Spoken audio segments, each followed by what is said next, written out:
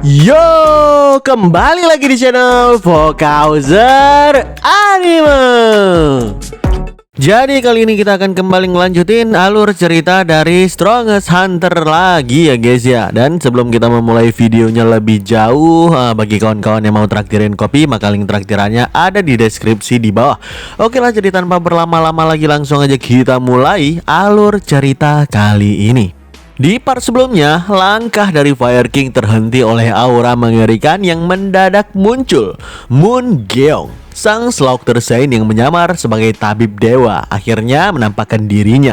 Dalam sekejap mata, dia memenggal seluruh pasukan dari Dark Heaven, menandai kembali sang legenda di hadapan Fire King dengan reuni berdarah. Sekarang kita pindah ke Tang Sadok yang duduk bersandar di atas pohon atas tebing juga, dalam keadaan yang gak berdaya. Dia menghela napas panjang mendapati kelantang yang udah dibangun berabad-abad kini udah runtuh hanya dalam semalam. Bahkan dia saat ini yakin kalau klan dan dirinya akan tamat sebentar lagi.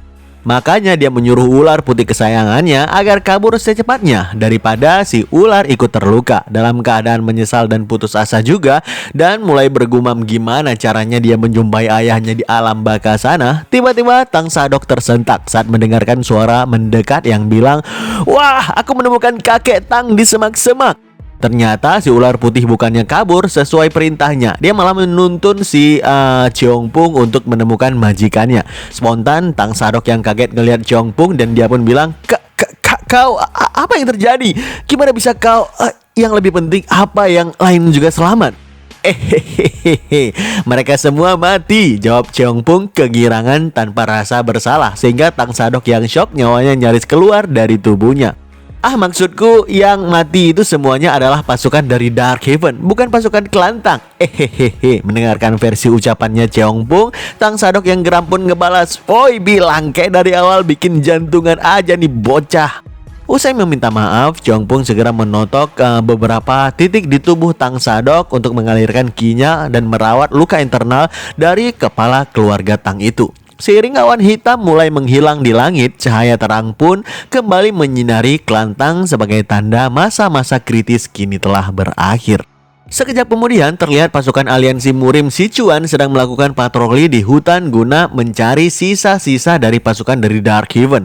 Salah satu dari pasukan aliansi sebenarnya udah agak malas melakukan patroli karena dari yang dia dengar, Dark Heaven yang menyerang kelantang, Kinchen dan juga Imei semuanya udah dikalahkan. Semua pemimpin Dark Heaven kecuali satu orang juga udah dihabisi. Bukankah kalau begini perangnya udah berakhir? Iya kan? Ngapain juga pemimpin demonik datang ke tengah-tengah Sichuan ketimbang Tibet ataupun Yunan? Kata si kawan itu ngasih alasan. Pemimpin pasukan pun merespon, "Kau ini banyak bacot ya, tutup mulutmu sekarang lalu pergi cek bukit di sana dengan beberapa orang." "Hah? Ke sana lagi? Kita udah cek area sana berkali-kali bos," kata si kawan yang memang rada malas sih. Si pemimpin gak peduli mau dicek ratusan ataupun ribuan kali, selama musuh belum ketemu dia harus cari sampai tuntas. Semangat si pemimpin ini benar, tapi dia dan pasukannya gak cukup skill dalam mendeteksi hawa keberadaan. Makanya tanpa sepengetahuan mereka, nyatanya pemimpin musuh yang mereka cari berada di atas pohon yang tinggi, persis di jalanan hutan yang mereka lalui. Si kakek cebol yang perutnya mengucurkan darah hingga menetes ke semak-semak bawah pohon, dan dia pun bilang dalam hati, "Untungnya mereka semua idiot, jadi aku gak perlu risau sedikit pun." Si kakek yang kemudian pun buru-buru melempati dahan-dahan pohon untuk menuju ke suatu tempat bilang dalam hatinya, "Sial, cuma aku yang berhasil kabur dan selamatkah? Kenapa ini bisa terjadi? Ya, ini semua karena para bajingan itu.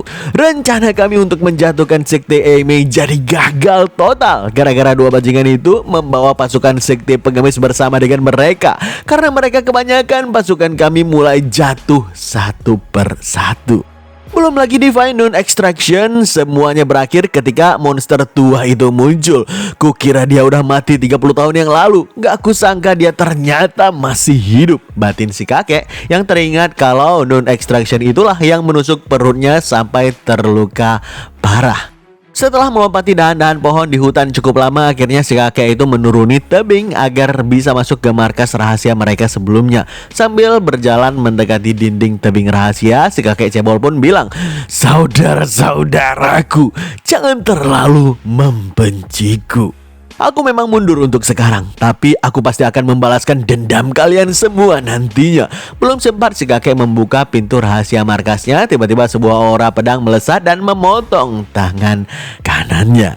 Kepada si kakek yang kaget dan merasakan sakit di tangannya yang terpotong, seseorang pun mendekat dan bilang, "Aku tadi sempat penasaran, kau pergi terburu-buru mau kemana? Jadi ternyata dari sini kalian semua bermunculan ya."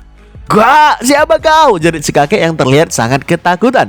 Dengan tatapan kejam layaknya asasin yang berdarah dingin, Selauk Tersein pun menjawab, "Aku, Moon Gyeong. Akulah orang yang akan mengambil nyawamu sekarang." Dengan begitu, semua Dark Heaven yang turun ke Sichuan berhasil dikalahkan semua. Dan hampir semuanya itu karena ulah tabib dewa yang menyamar. Beberapa waktu pun berlalu, selagi Klantang sedang tutup karena harus melakukan renovasi besar-besaran pasca perang, 3 serangkai Taekyung yang saat ini sedang beristirahat di lantai 3 salah satu gedung Klantang guna menunggu bos mereka yang belum sadar juga sampai dengan sekarang. Kebetulan di antara 3 serangkai cuma Hyuk Mujin aja yang terluka parah sampai tubuhnya diperban semuanya. Sedangkan Gibang si pengemis cuma sedikit cedera, dan pastinya Cheongpung si bocor halus ini nggak terluka sama sekali. Selagi Cheongpung asik main-main dengan ular putih, Mujin pun nanya ke Gibang, "Hei, menurutmu gimana pemimpin kita akan siuman? Udah 7 hari 7 malam loh dia nggak bangun-bangun." "Entahlah, kau pikir aku tahu?" Moon Gyeong bilang, "Nggak ada masalah, kita cuma bisa menunggu aja di sini," balas Gibang yang terlihat malas-malasan. Tapi Mujin yang kesal langsung menanggapi, bentar. Meskipun Moon Gyeong paham tentang kedokteran, bukankah menurutmu dia terlalu berlebihan kalau kita mempercayakan pemimpin kepadanya?" Mendengarkan itu, Cheongpung langsung menyanggah yang membuat Mujin keheranan. Hey, jangan katakan itu, kau akan mati. Pokoknya jangan katakan itu di dekatnya, oke? Apapun yang terjadi, jangan pernah katakan itu di dekat Moon Gyeong. Jangan pernah sekalipun, kata Cheongpung mewanti-wanti. Tapi dia nggak boleh membuka rahasia Moon Gyeong sebagai seorang Selauk Tersein yang melegenda dan terkenal dengan kekejamannya itu. Baru aja kelar memperingatkan mereka, tiba-tiba Cheongpung kaget karena ular putih menghilang dari hadapannya. Dan seketika terdengarlah suara familiar dari ruangan lain yang bilang, "Apa-apaan ular sialan ini?" Mendengarkan itu, spontan 3 serangkai itu terbelalak lebar karena suara itu adalah suara Jin Taekyung yang baru aja siuman setelah 7 hari 7 malam. Dalam reuni mereka berempat, sempat terjadi hal yang kocak di sini. Karena Taekyung merasa heran dan juga marah kenapa Gibang dan Mujin terluka parah, bahkan sampai harus melawan trio Raikhe di pihak musuh. Padahal dia udah bilang supaya mereka tetap diam di tempat tabib dewa. Mendengarkan itu, Mujin dan Gibang juga ikutan emosi dan ngebalas, "Kau sendiri yang menyuruh kami, Kapten, untuk pergi bantuin sekte Ehime, bukan?" "Hah? Apa yang kau bicarakan? Aku mengatakan itu?" tanya Taekyung gak percaya. Gibang pun merespon, "Itulah yang Moon Gyeong sampaikan kepada kami. Apa kepalamu terbentur keras maka kau lupa?" Taekyung yang merasa bersalah pun ngejawab, Oh ya sudahlah, anggap aja itu yang terjadi. Terus yang lain, apa mereka baik-baik aja?" Sambil membuka pintu ke arah balkon lantai 3, Cheongpung meminta agar Taekyung yang lihat sendiri gimana keadaan mereka. Begitu Taekyung keluar dari balkon, dia sendiri ngelihat kalau warga di Tang, Eimei, Qingchen, dan sekte pengemis udah berbaur satu sama lainnya dalam keadaan yang cukup menggembirakan di sana. Sering para warga tersebut menyadari Jin Taekyung udah siuman di lantai 3, mereka semua langsung memberikan salam hormat sambil bilang secara serentak, "Kami memberi hormat kepada Fiery God Dragon Jin Taekyung." Spontan Taekyung kaget mendengarkan dirinya dipanggil dengan julukan yang baru. Lalu seketika notif baru pun muncul yang bilang, "Anda memperoleh titel baru. Pencapaian dan ketenaran Anda kini menggema di seluruh dataran tengah." Setelahnya, Taekyung pun sedikit tersentak karena mendengarkan suara telepati dari Fire King yang ada di bawah sana. "Kenapa kau cuma diam aja di sana? Kalau ada yang memberikanmu salam, kau harus membalasnya." Taekyung malah keenakan jadi artis sampai nyuruh-nyuruh para warga supaya meneriakan julukan barunya berkali-kali dengan keras. Gak berselang lama, Taekyung bersama dengan Fire King melakukan rapat internal bersama dengan Elder Qingchen dan juga Eimei untuk membahas Demon Lord yang mereka kalahkan di penjara bawah tanah milik Klantang. Taekyung mengaku di hadapan kedua Elder kalau Demon Lord adalah fanatik yang memuja Heaven Master sebagai seorang dewa. Taekyung bilang bahkan saat terluka dia bisa pulih seketika. Dia bisa menyambungkan kembali tangannya yang putus dan pada akhirnya dia bahkan seperti dirasuki oleh sesuatu. Elder Kinchen lanjut membicarakan tempat persembunyian yang mereka temukan saat sedang mengejar salah satu dari trio Wreck. Tapi yang bikin mereka heran, ada formasi aneh yang ada di tempat persembunyian tersebut. Makanya dia meminta Taekyung apa bersedia ikut dengannya untuk melihatnya secara langsung. Fire King mengaku kalau dia dan muridnya sama-sama nggak paham tentang formasi array.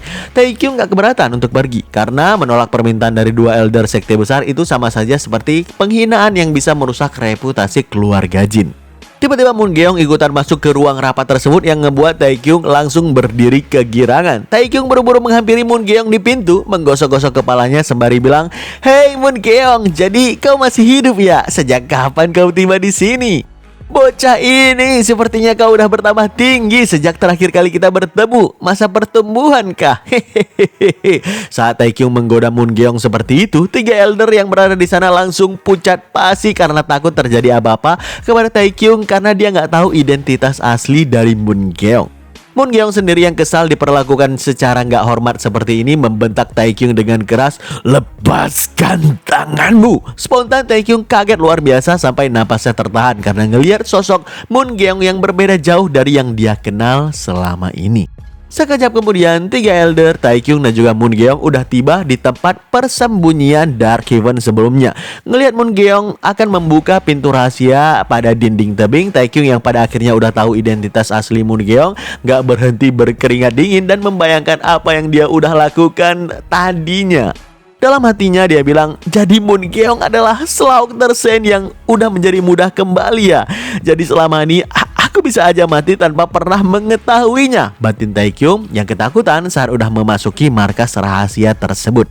Usai berjalan di dalam goa yang sangat luas, mereka semua menaiki sebuah altar besar di mana pola-pola aneh tergambar di atasnya. Elder Aime mengaku dia juga belum bisa memahami pola-pola tersebut, tapi berdasarkan info dari trio Wreck, formasi aneh itu disebut sebagai teleportation array. Elder Aime pun bilang, terdengar gak masuk akal, tapi konon Dark Heaven mampu bergerak ratusan li menggunakan formasi ini. Jika itu benar, maka mereka bisa muncul di mana saja di seluruh dunia, sambung Elder dari Kinchen. Saat Taekyung yang penasaran nanya apa formasi aneh tersebut masih aktif. Kali ini Moon Geong sendiri yang menjawabnya. Kami udah mencoba mengaktifkannya sesuai pengakuan dari trio Wreck tersebut, namun gak terjadi apapun. Meski begitu, dari apa yang telah kita lihat sejauh ini, Dark Heaven tanpa diragukan lagi adalah penerus kultus demonik. Mereka menguasai seni terlarang yang begitu banyak. Jadi nggak mengherankan kalau ini adalah salah satu teknik kuno mereka. Mendengarkan itu, Taekyung pun mencoba menghafal tata letak dan pola dari formasi tersebut untuk jaga-jaga jika diperlukan ke depannya nanti. Begitu kelar ngecek semua isi dalam gua rahasia tersebut, mereka semua pun keluar dari sana. Elder Aime dan Kinchen berterima kasih kepada Taekyung, Fire King dan juga Moon Geong karena bersedia ikut bersama ke gua rahasia meski nggak membawakan hasil apapun. Mendengar Moon Geong kesal dilibatkan urusan yang sia-sia seperti ini, Fire King langsung memarahi kedua elder agar jangan terlalu terlibat urusan seperti ini lagi ke depannya nanti. Gak cuma itu, Moon Geong juga bilang dengan tatapan tajam, satu hal lagi, kuharap kalian gak perlu mencariku mulai sekarang. Apa maksudmu senior? Apa kau bisa mempertimbangkannya kembali? Apa kau lebih memilih berpura-pura menjadi tabib? Itu padahal gak cocok untukmu, kata kedua elder mencoba membujuk Moon Geong. Moon Geong sendiri menolak dirinya dianggap pura-pura. Dia yang udah muak dengan dunia murim, ingin nama Slaughter Sen itu hilang di telan waktu. Tapi dia ingin dikenal sebagai tabib pengembara. Mendengarkan Moon Geong menanggapi kalau seekor harimau pun bisa menjadi kambing jika dia menyembunyikan taring dan cakarnya, Fire King pun bilang dengan wajah yang serius, pada akhirnya kau tetap memperlihatkan cakarmu itu lagi, bukan? Apa aku salah? Moon Geong yang geram pun ngebalas, semakin berumur kau jadi semakin banyak bicara ya Fire King. Bukankah kau masih berhutang budi kepadaku? Sontak Fire King yang kalah debat pun ngejawab, ya kau gak salah sih, jadi aku gak bisa bantah juga. Nggak lupa Moon Geong juga menegaskan kepada Taekyung yang membuat dia tegang berkeringat agar menutup mulut dan jangan sampai ada orang lain yang tahu tentang identitas aslinya sebagai seorang Slaughter Sen. Perlakukan aku sama seperti sebelumnya, lalu menghilanglah dengan tenang. Atau kau bisa menyebarkan kabar bahwa tabib kecil itu sebenarnya adalah Slaughter Saint dan kau akan berakhir sebagai mayat tanpa nama sampai nggak pernah ditemukan siapapun, kata Mung Geong mengingatkan Taekyung dengan keras. Tapi sebelum tabib dewa cabut dari sana, Taekyung malah bilang, meskipun begitu aku masih penasaran padamu. Kau bilang kau udah muak, tapi kenapa kau malah kembali ke dunia murim ini? Kembali katamu, jangan konyol bocah. Itu gak terhindarkan. Aku gak punya pilihan lain, tegas Mung Geong menjelaskan sikapnya itu. Taekyung pun ngelanjutin, baiklah kalau kau bilang begitu, aku gak bisa bantah lagi. Tapi menurutku ada beberapa pilihan yang kau ambil dengan sengaja. Pertama, kau minta ikut sendiri, berpergian dengan beberapa seniman bela diri yang ditemui di sungai Yangtze dengan bilang kalau kau pergi ke arah yang sama. Atau secara kebetulan bertemu lagi dengan mereka beberapa hari kemudian dan setelahnya dengan mudah mengungkapkan identitas tabib dewa. Atau mungkin meminjamkan namaku agar si murid sekte pengemis itu memimpin penyelamatan Amy, sementara kau sendiri yang pergi ke Kinchen. Cukup. Apa sebenarnya yang ingin kau dengar dariku? Apa seharusnya aku hanya diam dan gak melakukan apapun sambil menyaksikan orang-orang yang gak terhitung jumlahnya, termasuk kau dan juga gurumu mati di depan mataku? Mendengarkan Mung Geong mengatakan itu dengan tatapan yang tajam, sontak Taekyung segera meminta maaf dan berterima kasih dengan sopan, bahkan memanggilnya sebagai seorang pahlawan. Tabib dewa yang gak suka dipanggil pahlawan menyuruh Taekyung agar cukup panggil namanya sebagai Mung Geong saja. Tapi bisa-bisanya Taekyung beneran memanggilnya seolah sedang memanggil seorang junior. Sontak Fire King dan dua Elder shock ngelihat sikap Taekyung ini. Seiring Mung Geong yang murka mendengarkan namanya dipanggil seperti bocah. Ngelihat Taekyung kebingungan dan salah tingkah sambil mengucurkan keringat yang deras, Fire King pun gak berhenti tertawa terpingkal-pingkal hingga hampir tersedak, merasa seolah beban hidupnya terangkat dan wajahnya mendadak lebih muda beberapa tahun. Gak berselang lama, Taekyung kembali ke kamar penginapan Kelantang dan sengaja ninggalin Mujin serta Gibang di luar kamar karena gak berhenti ngebacot sejak tadi. Setelah merasa tenang menyendiri di dalam kamar, tiba-tiba berbagai notifikasi muncul di hadapannya yang ngebuat Taekyung lumayan senang.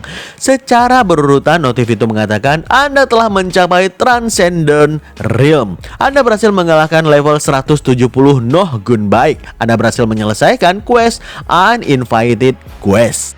Berkat penyelesaian quest tersebut, Taekyung mendapatkan reputasi dan EXP dari jumlah yang masif, sehingga kini dia mencapai level 120. Selain itu, karena udah melalui pencerahan hidup dan juga mati, seluruh kemampuan bela diri Taekyung meningkat dengan pesat dan teknik baru pun kini tersedia. Scorching Fire Divine Art, Divine Palm, Fire Dragon Divine Spear, serta Blazing Fire Path semua kini berada di level mastery ke-8. Tapi yang membuat Taekyung kaget, dia ngelihat ada item terikat kedua yang masih berupa tanda tanya berhubung namanya belum ditetapkan. Baru aja dia mau menerima item tersebut yang bisa dipakai di murim dan di dunia nyata sekaligus, tiba-tiba Mujin membuka pintu kamar dan dia bilang, Kapten, ini serius, tim investigasi yang datang dari Henan udah tiba, mereka mencarimu. Taekyung yang kaget dan heran mendengarkan itu seketika mendapatkan quest baru yang bernama The Three Wreck to Henan.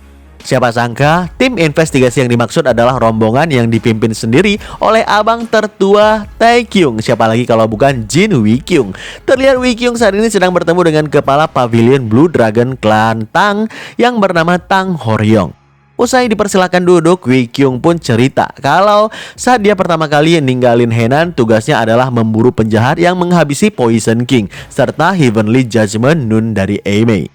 Tapi dia nggak menyangka dalam perjalanan ke Sichuan ternyata situasi udah berubah dengan drastis. Wikyung bilang, meski insiden terkait Dark Heaven pernah terjadi sebelumnya di Henan, aku sangat terkejut begitu tahu Dark Heaven berani menyerang 3 kekuatan paling ternama di dunia murim seperti ini. Hal ini adalah bukti kalau perang akan segera terjadi. Tang Horyong pun merespon, ku dengar setelah pembantaian berdarah kuil Shaolin, sekte-sekte bela diri ortodok mulai berkumpul di Henan. Mungkinkah? Wikyung langsung membenarkan dugaan Horyong tersebut kalau aliansi murim yang baru udah mulai terbentuk emang. Oleh karena itu, saya memohon apakah Anda bersedia mempertimbangkan untuk pindah ke Henan? Tanya Wikyung yang membuat Horyong langsung berdiri dari kursinya saking kaget mendapatkan pertanyaan itu.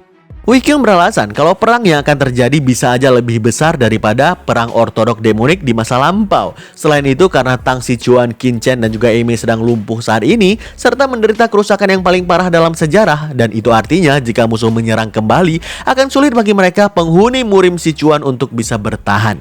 Dalam bedaknya, Horyong nggak bisa membantah alasan Wei Kyung tersebut. Kalau beneran musuh menyerang lagi, mereka nggak akan mungkin mampu bertahan tanpa bantuan dari luar.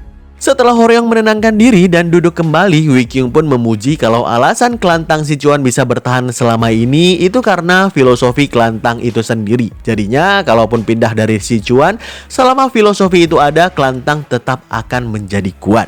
Mendengarkan Horyong menghela napas panjang karena filosofi ketat klan Tang selama ini menciptakan banyak musuh bahkan di antara 9 sekte dan 5 keluarga besar, Wei Kyung pun tersenyum memberikan penghormatan pada si kakek sembari bilang, semuanya akan dilakukan secara adil dan transparan juga. Kalian bisa dengan tenang membangun kembali kediaman kalian itu. Ngelihat aura kebijaksanaan yang Wei Kyung pancarkan, Horyong bilang dalam hatinya, sungguh menyakitkan harus meninggalkan tanah yang telah kami sebut rumah selama berabad-abad ini. Tapi pilihan apa yang kami punya? Demi menjaga garis keturunan, kami harus mempercayakan nasib kami kepada pria yang belum genap 40 tahun ini. Tiba-tiba keduanya agak tersentak karena Taekyung yang masuk ke dalam ruangan dan bilang, "Anu, ku dengar kau memanggilku." Spontan, Wei Kyung yang sayang adiknya itu langsung memeluk Taekyung erat-erat guna melepaskan emosinya. Tapi jelas-jelas itu menghilangkan martabatnya di hadapan Horyong yang udah dia bentuk selama ini.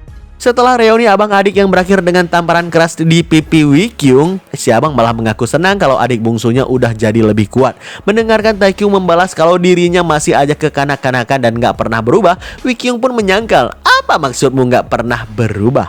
Kau gak tahu betapa khawatirnya aku selama 2 bulan ini. Aku gak bisa tidur di malam hari dan gak nafsu makan juga. Sampai jadi kurus kering kerontang di seperti tulang ini. Meskipun ucapan itu terdengar ulok-ulok di telinganya Taekyung, tapi fakta 2 bulan udah berlalu sejak dia berangkat untuk membawa Fire King berobat adalah kenyataan yang gak boleh diremehkan.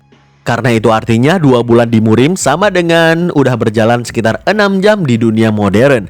Yang artinya pesawat yang Taekyung naiki bersama dengan Ketua Choi di dunia modern udah akan segera mendarat sebentar lagi. Belum sempat Wei Kyung cerita maksud kedatangannya mencari Taekyung ke Sichuan, MC kita udah langsung tahu kalau kedatangan abangnya pasti karena trio Rek tersebut. Mendengarkan Taekyung nanya ke abangnya kapan berangkat, sontak Horyong yang heran pun ikutan nanya, "Pendekar Jin, bukankah kau datang kemari untuk melakukan investigasi?" Wei Kyung merespon, "Ya itu benar, tapi sebagian tim investigasi termasuk saya akan kembali ke Henan. Tepat sebelum tiba di Sichuan, saya diperintahkan untuk mengawal salah satu dari trio Rek, pelaku utama di balik insiden pembantaian berdarah tersebut." Tawaran relokasi klan Tang itu masih berlaku, tapi sepertinya akan sulit bagi klan Tang untuk saat ini, bukan? Horyong membenarkan hal tersebut. Lagian kepala klan Tang masih belum bisa melakukan perjalanan jauh juga. Selain itu, Horyong merasa masih perlu persetujuan dengan anggota klan yang lain. Saat Wei Kyung nanya di mana trio Rek itu berada, Horyong pun ngejawab dia udah diikat dan dikurung di bawah pengawasan yang ketat. Kami udah menghancurkan kejantanan miliknya dan dia terus mencoba bunuh diri setiap ada kesempatan. Jadi kalian harus berhati-hati, kata si kakek yang membuat kakak beradik Jin itu merinding membayangkan hukuman yang menimpa trio Rek tersebut. Baru aja Wei Kyung bilang ke adiknya kalau mereka akan berangkat setengah jam lagi, tiba-tiba seorang pengawal masuk ke ruangan untuk bilang kepada Horyong kalau kepala klan udah kembali sadar. Gara-gara itu Wei Kyung terpaksa memundurkan waktu keberangkatan mereka menjadi 1 jam lagi. Sedangkan Taekyung sendiri merasa sial karena dia udah berniat mau membawa kabur Myriad Poison Ring bersamanya. Sekejap kemudian setelah memastikan seluruh anggota klan Tang keluar membesuk Tang Sadok, akhirnya 2 jin bersoda beserta si bocor alus Jeongpung yang membawa ular putih dipersilakan untuk menjenguk kepala keluarga Tang. Begitu mereka bertiga masuk ke dalam, di mana Pak Tong juga udah ada di sana, Tang Sadok yang terlihat lemas dan duduk di ranjangnya segera bilang kepada mereka bertiga, "Nggak ada gunanya mencari-cari alasan. Akulah yang memberitahu Demon Lord dari Western Heaven tentang penjara bawah tanah itu. Dia menawarkan untuk menyelamatkan klan jika aku memberitahu di mana Myriad Poison Ring disembunyikan. Jadinya aku pun lengah sesaat. Kuakui aku benar-benar bodoh." Pastinya semua yang mendengarkan ucapan itu sangat shock. Tapi yang paling murka di sini adalah Wi Kyung, abangnya Taekyung. Dengan urat wajah yang bangkit, dia pun bilang dengan tegas, sebagai orang yang mengaku berjalan di atas kebenaran, itu adalah perbuatan yang gak seharusnya Anda lakukan. Aku tahu itu. Enggak, aku sangat memahaminya. Itulah sebabnya aku mengaku padamu dan meminta hukuman. Mendengarkan Tang Sadok mengatakan demikian, Wi Kyung yang makin murka lagi pun bilang, lantas jika saya meminta Anda untuk mengakhiri hidup Anda sendiri, apa Anda akan bersedia? Spontan Taekyung, Cheongbong dan juga Pak Tong langsung merinding ngeri begitu mendengarkan pernyataan dari Wi Kyung barusan. Tapi dengan sikap yang kesatria, Tang Sadok merespon, mungkin aku telah mengkhianati kewajiban moral, tapi berkat pengorbanan kalian, warisan kelantang bisa tetap bertahan. Jika nyawa orang tua yang menyedihkan ini bisa menjadi penebusan dosa, maka aku akan dengan senang hati mempersembahkannya. Baru aja Kelantang mengatakan itu, seketika Taekyung langsung berdiri menengahi abangnya dan juga Tang Sadok sambil bilang, enggak. Kami nggak mau sampai sejauh itu. Stop. Aku bisa memahami situasi yang Anda hadapi, tapi selain itu kami berhutang kepada Anda karena udah membantu pengobatan Master. Jadi anggap aja Tang Sichuan berhutang besar kepada kami. Karena itu kita impas. Cukup adil, bukan? Usai Cheongbong dan juga Pak Tong mendukung penuh ucapan Taekyung barusan, Wi Kyung pun menghela napas panjang dan lega dan barulah kemudian bilang, begitu rupanya ya. Bagaimana pendapat Anda kepala keluarga Tang? Sontak Tang Sadok segera memberikan salam hormat dan dia pun bilang, orang tua ini dan juga Kelantang berutang budi pada kalian. Atas ucapan tersebut seketika muncul notif khusus di hadapan Taekyung yang mengatakan mengakui dosa sendiri adalah hal yang sulit, namun ada sesuatu yang menuntut keberanian yang jauh lebih besar daripada itu, yakni pengampunan. Level 115 Tang Sadok mengungkapkan rasa terima kasih terdalam atas kebaikan Anda. Dia dan Kelantang Sichuan gak akan pernah melupakan bantuan Anda. Kelantang akan selamanya mengingat Anda sebagai penyelamat mereka. Titel baru, Benefactor of the Kelantang, berhasil diperoleh. Anda berhasil menyelesaikan hidden quest dan juga memperoleh banyak sekali EXP serta ketenaran. Notif itu pun ditutup dengan Taekyung yang kembali naik level. Setelahnya, si ular putih pun loncat dari baju Cheongbong ke Tang Sadok yang membuat dia langsung kegirangan. Saat Taekyung juga mau mengembalikan benda yang dia pinjami yaitu Myriad Poison Ring, Tang Sadok malah bilang yang membuat MC kita beneran kaget di sini. Kalau itu simpan saja, aku mempercayakan Divine Relic keluarga Tang itu kepadamu.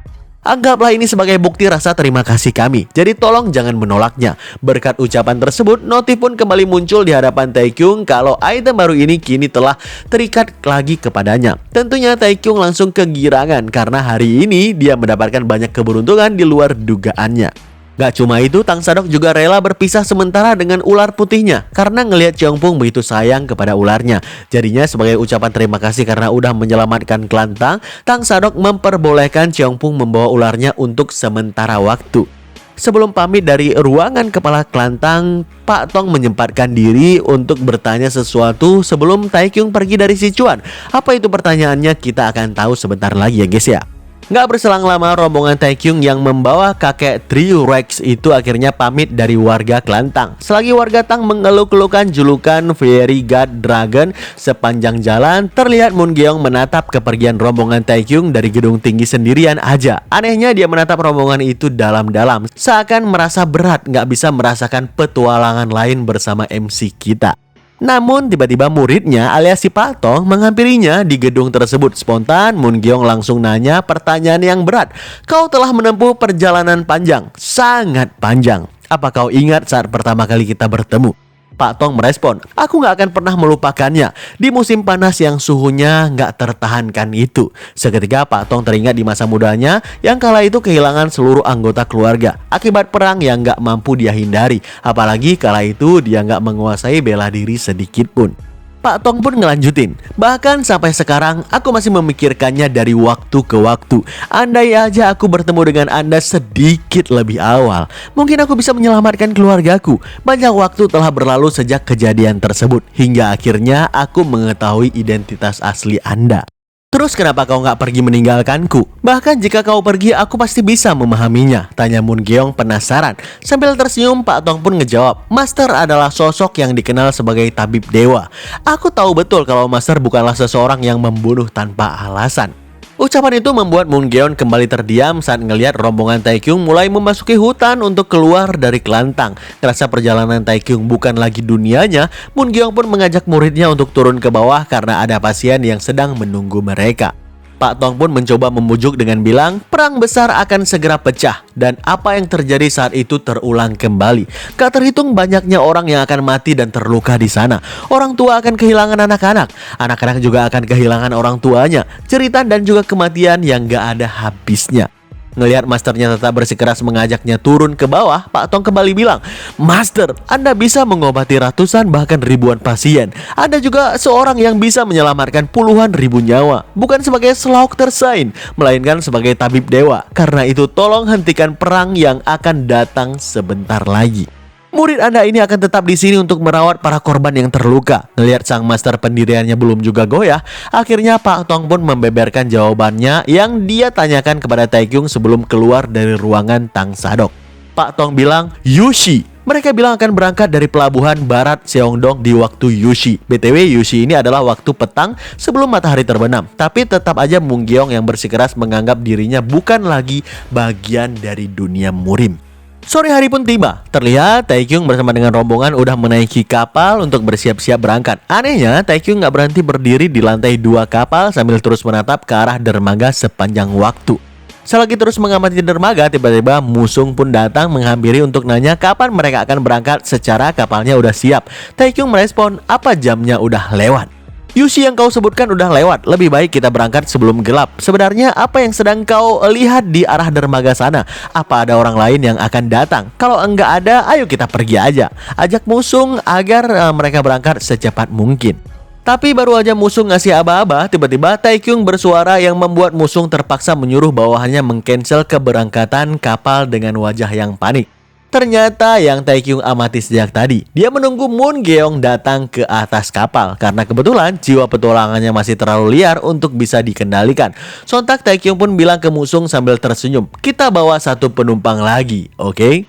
Sekarang kita pindah ke Gubernur Kekaisaran Provinsi Sichuan yang sedang bermesraan dengan istrinya. Si gubernur mengaku kepada istrinya kalau dirinya senang Taekyung yang merepotkan itu udah cabut dari Provinsi Sichuan.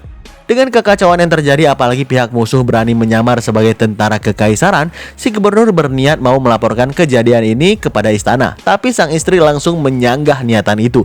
Menurutnya daripada melapor ke istana, lebih baik suaminya itu lapor kalau dialah yang mengerahkan pasukan untuk memulihkan ketertiban.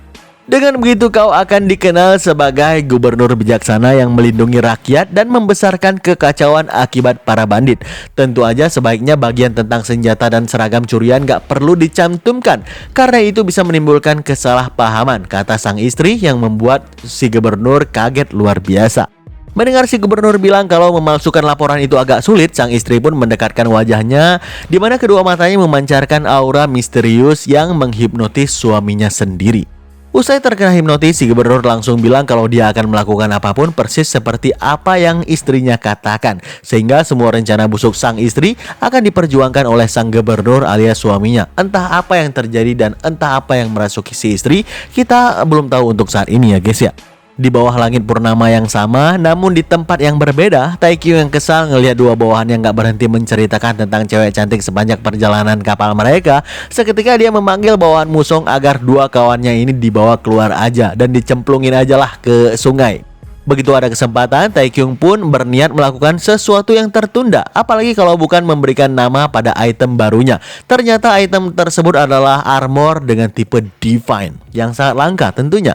Ngelihat armor Divine yang sangat menarik di dalam inventory, Taekyung pun bilang dalam hati, kepemilikan yang bonding atau terikat ya, karena pemilik sebelumnya telah mati. Ya, itu sesuai dengan yang kupikirkan. Periksa item. Baru aja Taekyung mengatakan itu, seketika dia benar-benar kaget ngelihat item yang dikeluarkan dari inventory lebih mencengangkan dari yang dia duga. Wah, apakah itu? Kita akan tahu di next partnya ya kawan-kawan.